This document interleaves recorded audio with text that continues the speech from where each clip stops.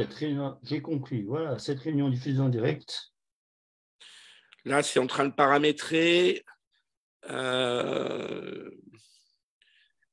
Terminé. Ça y est, c'est en direct. On y est. On y est. On y est. Eh bien, chers amis, bonjour. Nous nous retrouvons aujourd'hui pour la troisième fois avec l'association des Amis de Caroline Delhomme. Et nous voulions faire aujourd'hui une petite présentation, une courte présentation du livre que nous peuple, qui réunit une bonne vingtaine, voire un peu plus de contributions autour de ces trois thèmes, la souveraineté, l'Europe et le peuple. Et nous sommes aujourd'hui avec Vera Nikolski, qui a permis que ce livre existe en récupérant toutes les interventions des différents contributeurs et en mettant au point l'ensemble de l'ouvrage. Nous sommes avec David Kella, qui a écrit un certain nombre d'ouvrages avec Coralie Delhomme, qui a été le président de l'association des Amis de Coralie Delhomme jusqu'en 2022, puis avec David Degouille, qui est le président actuel, David Kella faisant partie des économistes atterrés et signant une des contributions sur le néolibéralisme dans ce livre, et David, qui fait une des interventions presque introductives sur que sont devenus les souverainistes. Et puis moi-même, j'y ai participé dans la partie sur le peuple et dans les rapports entre la gauche et le peuple. Alors voilà, on est très heureux et très fiers d'avoir pu publier ce livre que je vais essayer de montrer suffisamment clairement pour que vous puissiez tous le voir. On voulait en dire un petit mot pour vous présenter un peu l'ouvrage. Philippe, on t'entend beaucoup moins. Oui, il y a eu un souci là. Plutôt de David. Ce qui m'a frappé dans ce livre, c'est qu'évidemment, on est toujours en direct ou tout va bien? Oui, c'est toi qu'on n'entendait plus les derniers mots. Si tu voulais bien reprendre ce que tu disais. Ah, mais ça recommence. Oui, et là, l'image est figée. Mais peut-être qu'on peut enchaîner, en fait. Ouais. Donc, finalement, on va donner la parole tout de suite à Vera. Si Philippe m'autorise. Ah, là, il n'est pas en mesure de faire dire, en tout cas. Je ne peux pas protester. Allez, écoutez, vas-y, Vera. Oui, voilà, pendant que Philippe se débat avec la connexion, il essaye d'intervenir. Non, mais vas-y, Vera. Moi, j'y vais. Voilà. Donc, je vais dire quelques mots sur ce livre que j'ai eu le plaisir et l'honneur de coordonner. Comme je le disais tout à l'heure à mes amis, mon rôle a été assez modeste dans l'histoire. J'anime l'une des tables rondes de la deuxième journée en hommage à Coralie, mais surtout, j'ai mis en forme, transcrit de l'oral à l'écrit, les interventions qui n'étaient que sous forme orale.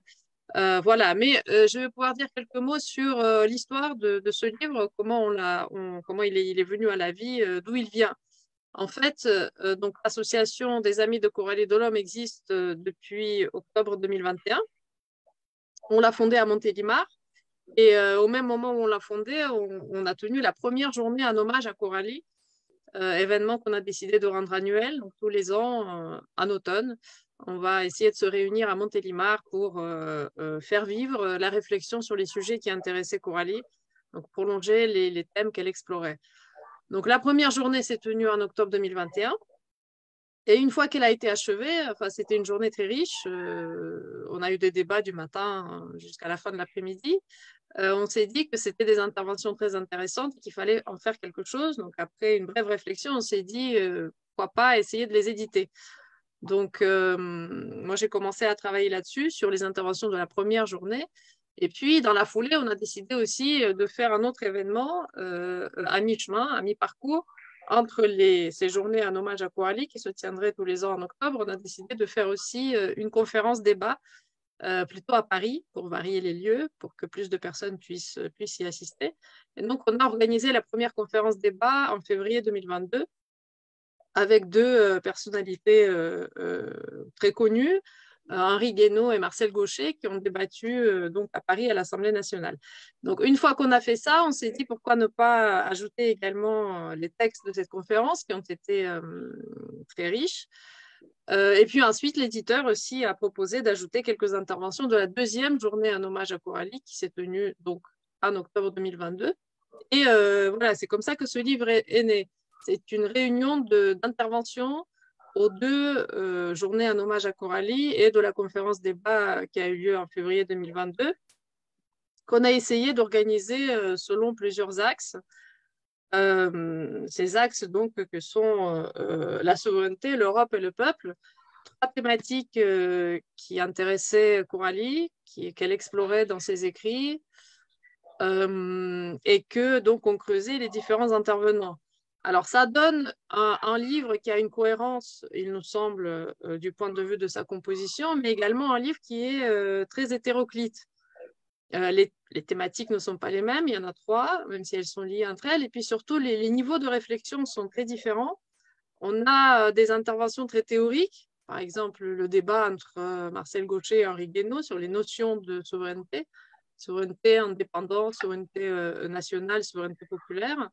On a des interventions vraiment très concrètes, presque ethnographiques, comme par exemple la table ronde entre Gérald Andrieux et Noémie Aliwa, centré vraiment sur la vie des gens, leurs ressentis et la manière dont ils vivent les transformations qui affectent aujourd'hui la France. Et puis, à mi-chemin, il y a différents types de réflexions. Une réflexion historique chez David Bégouille, des réflexions plutôt centrées sur l'économie avec David Kaila ou Aurélien Bernier. Et voilà, les interventions de Philippe Guibert ou de Stéphane Rosès, où ils explorent chacun des thématiques particulières liées à la transformation de la gauche et du rapport entre la gauche et le peuple. Et en fait, donc, ça donne un ouvrage hétéroclite qui est comme une sorte de constellation de différents points de vue sur ces thématiques explorées Coralie. Et moi, je pense que c'est comme ça qu'il faut le voir, comme une espèce de réunions, de réflexions différentes de personnes que Coralie côtoyait à la fois amicalement ou intellectuellement et qui donnent à la fois des éclairages sur les thèmes qui l'intéressaient, mais aussi des pistes à explorer autour de cette réflexion, des prolongements de cette réflexion, parce que beaucoup d'interventions ouvrent aussi sur la réflexion plus large des auteurs. Plusieurs personnes qui se sont exprimées font référence à leurs écrits par ailleurs, introduisent un peu donc le lecteur dans l'univers conceptuel qui est le leur. Et c'est ça aussi qui est intéressant parce que je pense que chacune des interventions peut donner envie d'aller lire, d'aller lire leurs ouvrages où ils précisent, où ils approfondissent leurs pensées. Donc voilà à mon avis ce qui constitue l'intérêt de ce livre. Et sa richesse aussi. Et évidemment, je pense que c'est un livre qui intéressera tous ceux qui suivaient Coralie Delhomme. Et puis peut-être qu'il leur fera plaisir aussi comme à nous, parce que pour nous, c'est aussi quelque chose qui a une valeur affective. Ça nous fait à tous très plaisir de prolonger sa réflexion. Voilà. David Kella, toi qui as écrit... C'est-à-dire que c'est moi qui ai, en quelque sorte, Coralie. En tant que président de l'association, j'avais organisé les deux conférences qui sont au cœur du livre. C'est-à-dire la première, c'était une grande journée dans laquelle il s'agissait de réfléchir plutôt sur l'Europe et la souveraineté, surtout, mais même la question de la gauche, qui constitue la dernière table ronde dans laquelle tu étais intervenu. Et donc, en fait, ce que je trouve intéressant avec ces trois thèmes, c'est que, évidemment, ils sont liés. C'est-à-dire que la question de la souveraineté et la question européenne sont au cœur. C'est-à-dire que l'Europe, c'est aussi, les problèmes européens, c'est aussi des problèmes liés à l'incapacité de la construction européenne de se faire dans le respect des souverainetés. Alors, souveraineté, Coralie disait qu'il y avait deux sens à souveraineté. Il y a la souveraineté du peuple et puis la souveraineté nationale. Et donc, nous, on avait axé beaucoup de première journée sur cette notion de souveraineté parce que c'était aussi l'occasion de défendre le livre posthume de Coralie qui sortait à ce moment-là qui s'intitule « Nécessaire souveraineté ». Et donc, cette première journée, c'était une forme de réponse collective à cette thématique qui était au cœur de cette actualité, qui était le livre de Coralie. Et puis, derrière, évidemment, la question du peuple, elle est aussi très importante. Et la question de la démocratie, de la manière dont le peuple peut s'exprimer. Alors, Coralie, par exemple, avait manifesté de manière très enthousiaste avec le mouvement des Gilets jaunes. Parce que qu'est-ce que c'était que le mouvement des Gilets jaunes pour Coralie? C'était le retour du peuple dans l'actualité, contre le pouvoir macroniste. Et d'ailleurs, c'était intéressant parce que au cœur même des Gilets jaunes, la question du RIC est survenue. Cette question donc du référendum d'initiative citoyenne, eh bien, c'était une demande de démocratie, mais c'était aussi une demande de souveraineté. Et donc, dans la pensée de Coralie, les trois thématiques du livre étaient complètement liées les uns aux autres. C'est d'ailleurs, finalement, le peuple, en fait, c'est l'aboutissement de tout ça. C'est-à-dire que si on critique le fonctionnement de l'Union européenne aujourd'hui, si on défend la souveraineté, c'est quand même toujours elle est quand même le cœur à gauche, c'est toujours pour défendre le peuple au sens de la population qui n'a pas le pouvoir, en fait, qui ne maîtrise pas les leviers du pouvoir. Parce que là aussi, on pourrait avoir différentes façons de penser le peuple. Mais chez Coralie, le peuple, c'est vraiment celui qui est dominé, en fait. Et donc, c'est celui qui est dominé, mais c'est celui aussi qui est légitime en démocratie. C'est celui qui doit diriger le pays, c'est celui qu'on doit entendre. C'est pour cette raison qu'elle avait été aussi enthousiaste avec le mouvement des Gilets jaunes. Donc, ce livre, effectivement, Vera le disait, elle le connaît très bien parce qu'elle l'a relu beaucoup, enfin, on l'a tous relu, mais elle a été un peu plus loin puisqu'elle a quasiment réécrit beaucoup de choses. Il y a effectivement différents niveaux d'analyse, il y a différents concepts, mais en fin de compte, c'est le projet de Coralie qui est dans ce livre. C'est-à-dire, c'est le projet intellectuel qu'elle avait. Et c'est nous, l'association des Amis de Coralie Delhomme, notre objectif, c'est pas de constituer un parti politique ou de constituer une espèce d'avant-garde éclairée de la réflexion. Notre objectif, c'est d'être fidèle et de faire vivre la pensée de Coralie. Et faire vivre sa pensée, c'est aller dans son sens, en quelque sorte, sans nous interdire de faire appel à des gens qu'elle ne connaissait pas forcément, de faire appel à des idées qu'elle aurait pu ne pas exprimer de son vivant. Mais c'est toujours lié à ces grandes réflexions. Et moi, je suis très heureux que ce livre sorte parce qu'en réalité, ce qui était intéressant aussi, c'est que tous les gens qu'on a invités à ces journées, y compris dans le débat de Henri Guénaud et Marcel Gauchet, eh bien, quelque part, ils sont liés à cette pensée. C'est une pensée riche.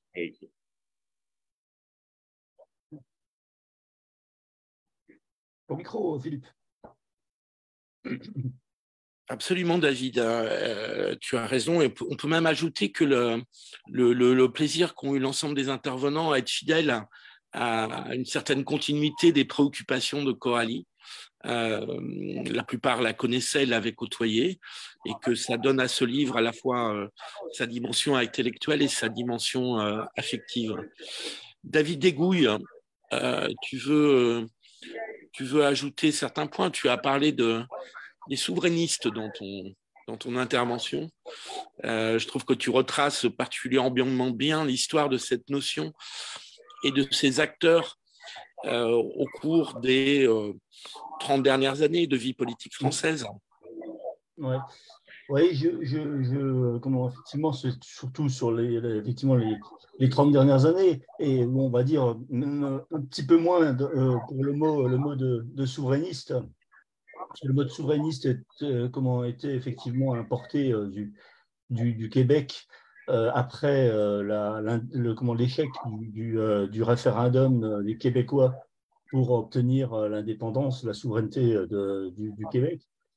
Donc effectivement, c'est quelques hommes qui ont importé ce mot. Alors, dans effectivement la conférence que David m'avait invité à tenir ce jour-là, j'étais aussi remonté un peu plus loin, et notamment au moment de la discussion sur l'acte unique, qui était très important pour Coralie, qu'elle disait d'ailleurs avec David dans leur livre en commun, que c'était que l'acte unique finalement avait été beaucoup plus important qu'on ne l'avait dit. On avait plutôt tendance à se focaliser sur le traité de Maastricht parce qu'il y avait effectivement la monnaie unique et puis qu'il y avait eu un référendum. Mais l'acte unique et le marché unique ont eu une importance capitale également, et beaucoup de gens sont passés à côté, y compris les gens qui ont mené la bataille en 92, comme Philippe Séguin et Jean-Pierre Chevènement. Ils étaient passés complètement à côté de l'acte unique. Donc, c'est ces épisodes-là que je retrace. Je me suis même permis d'aller encore plus loin dans l'histoire, puisque je suis même remonté à Philippe le Bel, qui lui, avait son Union européenne à lui, qui était le Vatican, le pape. Il avait envoyé Guillaume de Nogaret souffleter le pape. On n'imagine pas aujourd'hui Emmanuel Macron envoyer Clément Beaune. Non, c'est plus Clément Beaune, parce qu'on ne s'y retrouve plus avec le management macroniste. Je ne sais même plus qui est comme ministre des Affaires européennes aujourd'hui. C'est impressionnant. On suit la vie politique. C'est un peu notre métier, parce comme chronique dans un journal, pour suivre la vie politique. Et puis, on ne connaît plus les noms des ministres tellement ça va vite, puis tellement ils impriment peu. C'est une parenthèse. Peut-être que c'est Bérangère Couillard ou Dominique Faure, je ne sais pas. Ce sont des noms, ce sont des anonymes. Peut-être même que ce sont des avatars chat GPT fort. Voilà. Donc pour revenir au livre, effectivement, David a dit, et Vera ont dit l'essentiel de ce qu'on pouvait en dire sur les objectifs, sur l'esprit qui animait le livre. On peut également, alors j'avais organisé effectivement la conférence débat entre Marcel Gauchet et Henri Guénaud à l'Assemblée nationale. Ça n'a pas été le plus facile parce que effectivement c'était des longues interventions. C'est une conférence qui a duré plus de 2 heures, et puis d'une grande richesse, donc c'était très difficile. En plus, les auteurs voulaient absolument que leur texte à l'écrit soit aussi précis et aussi adapté à l'écrit qu'il ne pouvait l'être à l'oral. Donc, ça a été une vraie aventure qu'on ne va pas développer, mais Vera me comprend. C'était une grande conférence, et on a eu un débat avec 2 personnalités complémentaires. Puisqu'on a Henri Guénaud qui est un homme politique et qui a été à la fois conseiller. Il a participé au premier grand discours de Philippe Séguin à l'Assemblée nationale face au traité de Maastricht. Il a ensuite participé à la campagne de Jacques Chirac, notamment autour du concept de fracture sociale. Il a ensuite été, plus longtemps après, conseiller de Nicolas Sarkozy, et on peut dire qu'il a eu un rôle très important au moment de la crise de 2008 et des initiatives françaises, le fameux discours de Toulon, la volonté de créer le G20, etc., où on voyait que finalement, et puis surtout éviter, on peut le dire sans trahir, que la France ne s'embarque dans un plan d'austérité à l'espagnol début 2009. Donc voilà, Henri Guénaud a eu un rôle, et il a des propositions très intéressantes, et qui rejoignent d'ailleurs les livres de Coralie sur la souveraineté juridique, à savoir ce problème essentiel de la primauté des textes européens sur les textes nationaux. Et donc, en fait, c'est le nœud du problème et qu'il faudrait résoudre. Il avait des propositions dans cette conférence que vous pourrez retrouver dans le livre. Voilà. Une chose que je voudrais ajouter sur ce qui a été dit, parce que en fait, le livre n'est pas une suite de textes. C'est-à-dire qu'il y a effectivement des textes un peu isolés. Le texte de David Degouille sur les souverainistes, on peut dire que c'est une forme alors c'est pour ça qu'on l'a mis au début, c'est une forme d'introduction historique sur les souverainismes en France et leur combat. En fait, c'était aussi lié à son livre, hein, nos guerres perdues, dans lequel il racontait l'échec du souverainisme français, en fait, hein, de ces dernières années.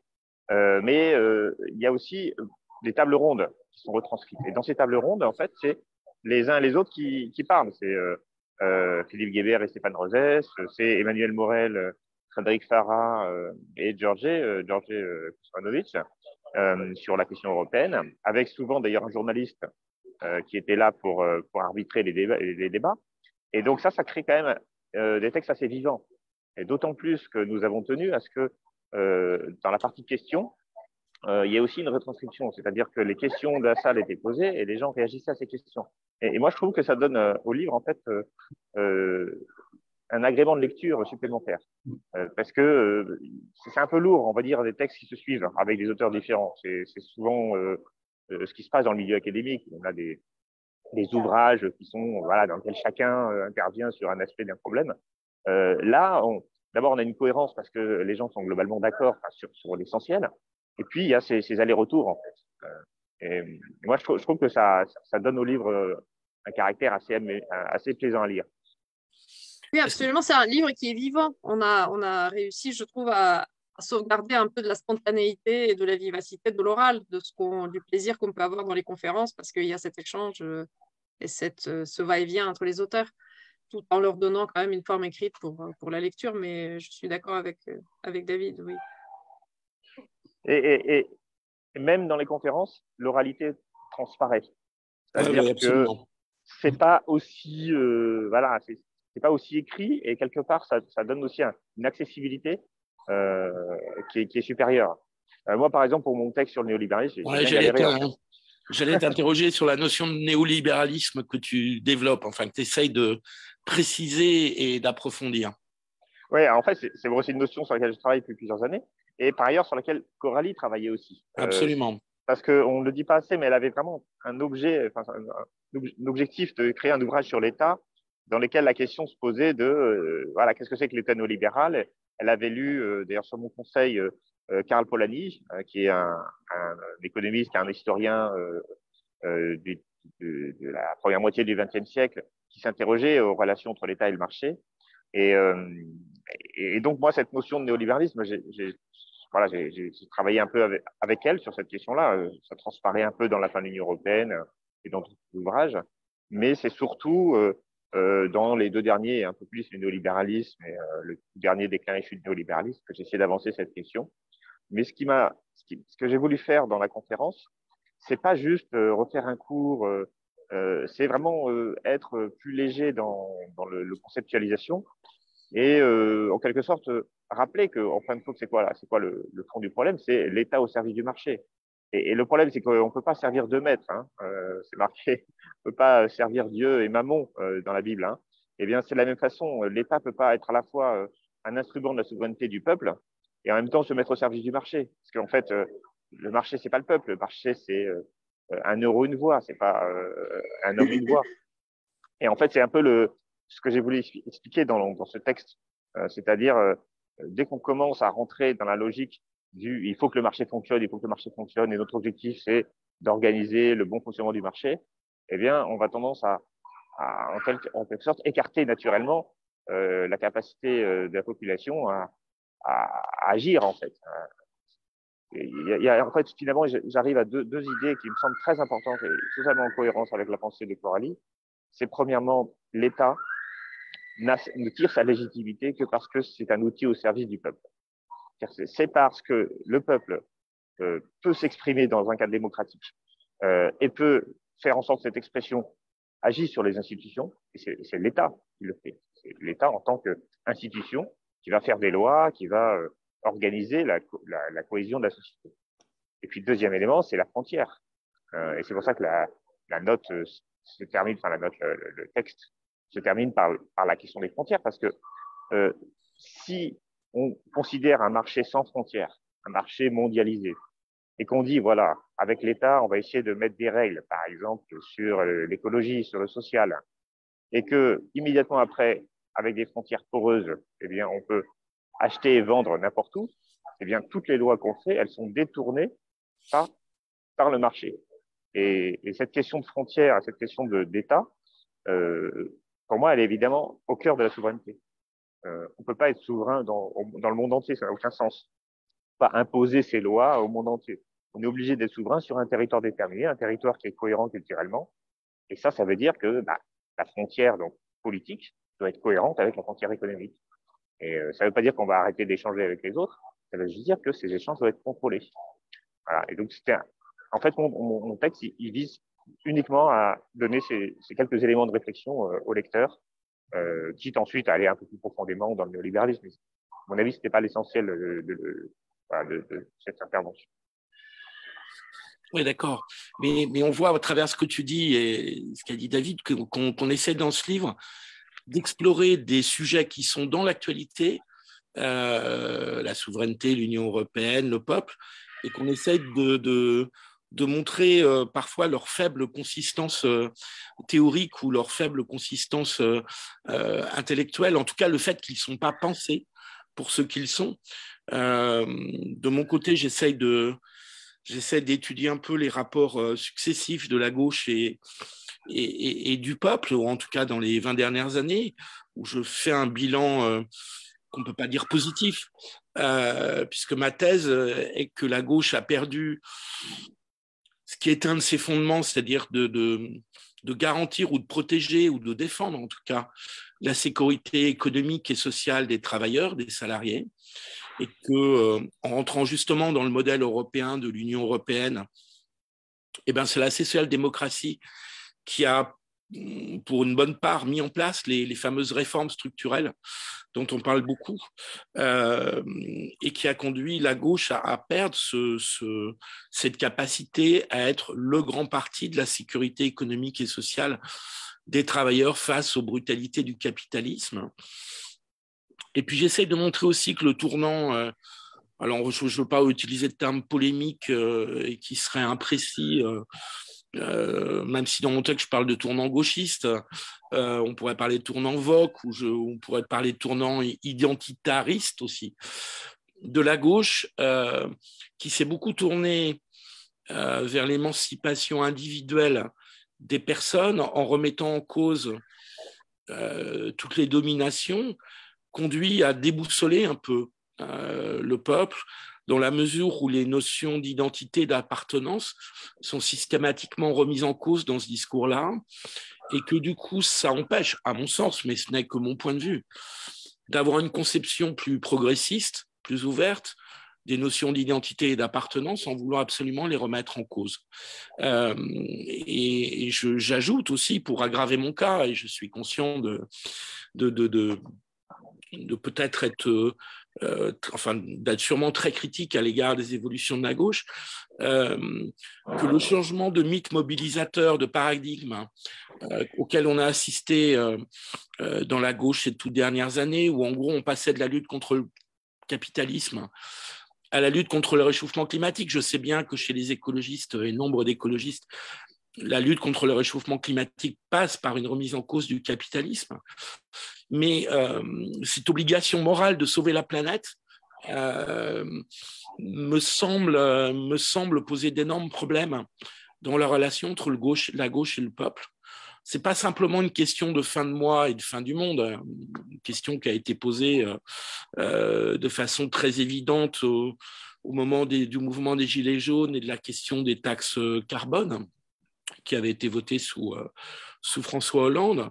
C'est plus généralement que cette obligation de sauver la planète, on pourra approfondir sur le paradoxe de cette notion de sauver la planète à partir du territoire national et même européen, mais enfin passons, que cette obligation de sauver la planète apparaît finalement comme une obligation qui s'impose au peuple sans qu'il ait à en délibérer, et que je trouve qu'il y a une analogie, voire un parallélisme assez frappant avec la façon dont on a fixé l'obligation de réduire la dette de façon à marche forcée pendant une dizaine d'années, et qu'on passe à un discours à l'ardente obligation de lutter contre le réchauffement climatique, avec la même affirmation qui frôle parfois le discours autoritaire. Et donc, je pense que la façon dont ce sujet, qui est évidemment essentiel, le réchauffement climatique, la façon dont ce sujet est abordé et qu'il devient normatif dans le discours politique de la gauche me paraît être un obstacle au fait de renouer un lien avec le peuple au sens sociologique, puisque la gauche a largement perdu une bonne partie du peuple au sens sociologique. Voilà, ça mériterait d'autres développements et d'autres débats, mais c'est la question que j'essaye de poser dans mon texte, hein, et qui me semble expliquer la difficulté de la gauche aujourd'hui à dépasser un gros quart de l'électorat. Et surtout, là je prolonge au-delà de mon texte, hein, pardon, et surtout à reconquérir un électorat qui aujourd'hui vote Le Pen, et dans la France dite périphérique, même si la notion est contestée, mais enfin, il a quand même une signification, et que cet électorat dont les parents et grands-parents souvent pouvaient voter Mitterrand à un deuxième tour de présidentiel en 81 ou en 88, aujourd'hui sont dans un vote lepéniste, et que le discours de gauche n'accroche pas sur cet électorat. Et que c'est quand même la grande question pour la gauche. Alors, je précise que notre livre n'est pas centré uniquement sur la gauche, hein, et qu'il y a de nombreuses interventions, mais la gauche et le peuple, c'était une préoccupation profonde de Coralie, qui revenait souvent dans nos discussions. Et donc, c'est un des sujets qui pouvait la motiver et mobiliser sa réflexion, avec elle aussi des déceptions et des questionnements autour du discours que la gauche devrait ou pourrait tenir. Voilà. Mais la table ronde avec Stéphane Rosès que tu as faite, en la relisant, j'ai trouvé d'une incroyable actualité. Il s'agit d'une table ronde qui a eu lieu en octobre 2021, donc avant, à cette époque, Zemmour était au zénith, on n'était pas du tout entré vraiment dans la campagne présidentielle. Et relire aujourd'hui cette discussion que vous aviez eue, je me suis dit, mais quelle modernité, on est en plein encore dans l'actualité. C'est les grandes questions de la gauche avec la FI, la NUPES, tout ce qui est arrivé après, et les tensions internes de la gauche aujourd'hui, elles sont extrêmement bien décrites dans ton texte, et puis aussi un peu dans ce que dit Stéphane Rosès, et puis dans la discussion qui a eu lieu. Bien sûr, oui. Bien sûr. Ouais, d'ailleurs, on trouve, pour prolonger ce que tu dis, David, dans le débat, dans tout ce que représentent aujourd'hui les tentatives de Fabien Roussel, on retrouve de ce texte-là. Et notamment, quand on a pu assister il y a une quinzaine de jours, je crois, à une espèce de cataclysme, Fabien Roussel a osé parler de frontières. Et donc, pour revenir à ce que tu disais tout à l'heure, David, et qui est très juste, donc, penser la souveraineté sans penser la frontière, c'est nul et non avenu. Et Fabien Roussel tente de remettre la frontière dans le débat à gauche. Et il a bien du mérite avec ce qu'il prend dans la figure. Il a un certain panache, et donc ça répond aussi à ce que disait Philippe à l'instant. Bon, c'est peut-être pas fini, mais si comment la gauche ne le fait pas, de toute manière, effectivement, Philippe a raison, le Rassemblement national. Et pour l'instant, même si elle le fait parfois de manière plus fruste, c'est le seul à penser la frontière. Voilà. Donc c'est pour ça qu'il a attiré à lui beaucoup de voix de gens qui votaient à gauche avant, et même des gens qui votaient à droite, parce que à droite il y avait aussi autour du gaullisme la question de la frontière était pensée. La question de la souveraineté était pensée. Donc aujourd'hui, si on ne pense pas à la souveraineté, si on ne pense pas à la frontière, on aura du mal à avoir les voix populaires. Ça, c'est ce qu'explique aussi, je crois, avec brio Jérôme Sainte-Marie dans sa conférence. Voilà. Bon, écoutez, chers amis, Vera, tu veux ajouter un mot, puisque tu as… Oui, je voulais juste répéter ce que j'ai déjà dit au début, mais en vous écoutant, ça m'est encore revenu en mémoire. C'est que vraiment, je pense que l'intérêt de ce livre, c'est de montrer l'aspect vivant de cette pensée, de toute cette réflexion. Dans l'article de Samuel Piquet dans Marianne, où il fait la recension du livre collectif, il cite plusieurs auteurs et puis à la fin, il dit, voilà, bien sûr, il manquera à ce livre les nuances personnelles qu'aurait apporté Coralie elle-même avec sa démarche intellectuelle à toutes ces questions, ce qui est évident. Mais à la fois, je trouve que ce livre collectif, c'est aussi un petit motif d'espoir dans le sens où il montre que tous ces gens qui réfléchissaient aussi avec elle ou à côté d'elle, ils continuent d'essayer de réfléchir sur ces questions. Et moi, je trouve personnellement que quand on lit, voilà, ça donne envie de lire aussi ces personnes. Quand David Caella parle du néolibéralisme, ça donne envie de lire Déclin et chute du néolibéralisme, qui vient de sortir en traduction anglaise, on l'a vu aujourd'hui. Quand on lit l'introduction historique de David Begouis, ça donne envie de lire son roman Le regard perdu. Voilà, c'est pareil pour Stéphane Rosset, ça donne envie de lire son livre Chaos. Et on attend le livre à venir de Philippe Guibert aussi. Moi, ça sera pour la rentrée. Oui. Alors qu'il me fait la transition, verra magnifique. Moi, mon bouquin sortira à la rentrée, il portera sur le déclin du chef politique, ce qui a quelques rapports avec la souveraineté, le peuple, et même de nombreuses. Mais alors, on a beaucoup envie de lire ton livre, on est un certain nombre à avoir commencé, que tu vas sortir, Vera, le 3 mai, et qui s'appelle, alors ce n'est pas la couverture définitive, mais le titre, lui, est tout à fait définitif, puisque tu publies le 3 mai chez Fayard, un livre intitulé Féminicène, l'ère des femmes, oui. Qui nous donnera l'occasion d'en discuter d'ici 15 jours, 3 semaines. A priori, on devrait essayer le dimanche soir 7 mai, mais on vous le confirmera.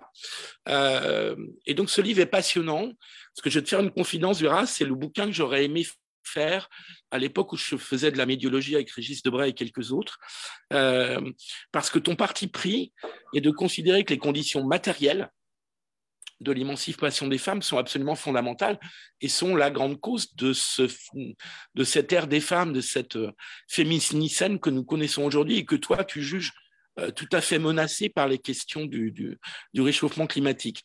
Et donc, tu as une approche du féminisme ou une définition du féminisme que je trouve très, très intéressante, qui décentre un peu les débats actuels qu'on a entre je mets plein de guillemets, entre les néo-féministes et puis les conservateurs ou réactionnaires. Et ton approche matérialiste, moi je dirais médiologique, est extrêmement intéressante parce que ça permet de penser et de réfléchir au sujet d'une façon très originale et surtout très pertinente. J'ai ce sentiment. Donc, on va discuter de ça, je crois, dans la même formation, si on arrive tous à être là le 7 mai dans la soirée, mais on précisera, on vous confirmera le jour et on vous précisera l'horaire. Mais on se retrouvera pour discuter des femmes et du féminisme et des conditions et des menaces qui pèsent sur leur émancipation, Vera. C'est ça le cœur de ton ouvrage et de ta réflexion. Oui, tout à fait. Tu as très bien défini les grandes lignes directrices. Donc, ce sera avec grand plaisir. On aura du mal à le raccrocher vraiment à la pensée de Coralie, mais il y a quelques toutes petites accroches quand même qu'on peut trouver. Et entre autres, bien sûr, l'attention aux faits, enfin, l'intérêt pour les faits. Coralie, ça l'intéressait le féminisme. Le féminisme, et elle avait un point de vue qui, évidemment, n'est pas tellement différent du tien. Et je pense qu'elle aurait été vraiment très, très heureuse de lire ce livre. Oui, mais justement, j'aurais un petit mot à en dire. Je le dirai la semaine prochaine. Et moi, j'ai hâte qu'on puisse en discuter parce que ça va être vraiment une discussion intéressante. Ce livre, je le dis pour ceux qui nous regardent, il est. Enfin, j'espère qu'il aura l'audience qu'il mérite, c'est-à-dire une énorme audience. Merci beaucoup. Bon, bah, écoutez, voilà, non, mais ça va être très intéressant de discuter des féminismes. Mais surtout, je trouve, enfin, vraiment, moi, je tiens à cette idée de partir d'une réflexion extrêmement médiologique, Vera, qui consiste à dire les idées, les valeurs ne se trimballent pas comme ça toutes seules dans l'air et qu'elles ont besoin de supports matériels pour rentrer, pour devenir effectives. Et ça, c'est une idée fondamentale qui est trop oubliée. Je trouve que c'est passionnant d'aborder la question décisive de cette ère des femmes à travers cette grille d'analyse. Je trouve que ça renouvelle tout à fait le débat sur la question.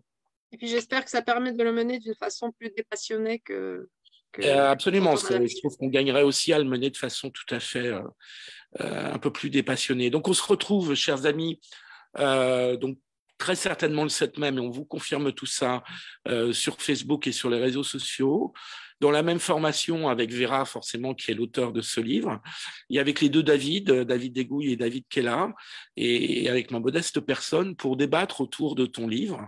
J'espère que j'aurai une connexion d'ici 15 jours qui sera un peu meilleure, et je suis désolé pour les petits problèmes qu'on a eus au début de cette émission. Voilà.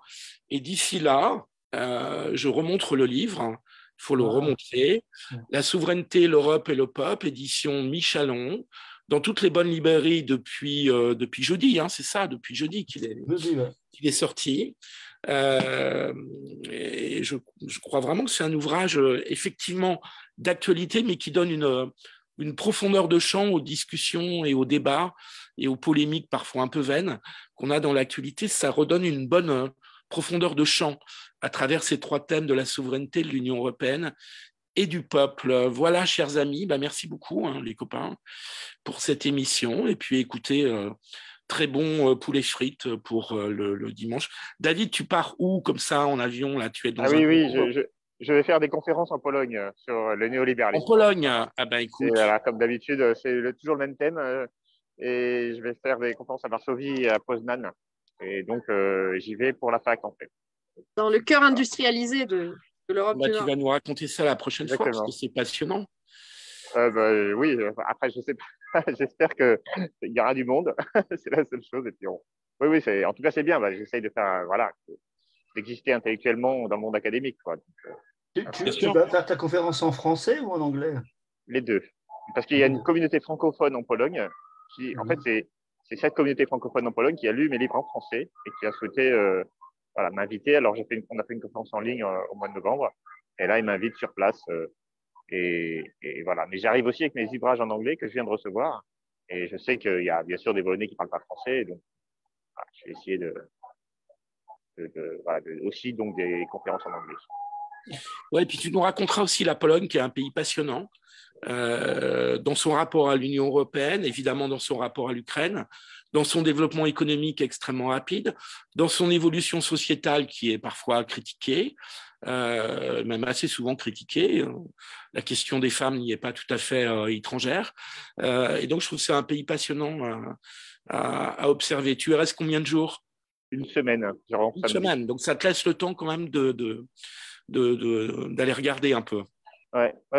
Alors, je connais pas très bien la Pologne encore, hein, mais ça va être effectivement, c'est un pays intéressant. Emmanuel Todd en parle d'ailleurs en me citant à ce niveau-là parce que il explique que pour lui justement, on parlera du féminisme, mais le repli, on va dire un peu identitaire polonais, le repli contre les valeurs occidentales, c'est aussi lié à l'industrialisation, à la réindustrialisation, à la forte industrialisation de la Pologne, liée aux effets d'agglomération européen. C'est-à-dire que c'est un pays à bas coût, c'est un pays proche de l'Allemagne, c'est un pays qui cumule tout un ensemble d'avantages. Et cette ouvriérisation de la société polonaise est aussi un élément explicatif sur le conservatisme sociétal de ce pays. Et alors, moi, malheureusement, j'irai surtout voir des universitaires et je crains que ça ne soit pas représentatif de la population polonaise. Oui, bien sûr. Mais je pense que je vais quand même avoir des discussions avec eux. C'est intéressant. Bon, très bien. Eh ben, écoutez, chers amis, merci beaucoup. Excellent dimanche. Et donc, Merci. rendez-vous dans 15 jours, dimanche 7 mai, pour parler du féminisme et du livre de Vera. Voilà, très bonne journée. Merci Philippe. Merci. Merci à vous. Je vais arrêter.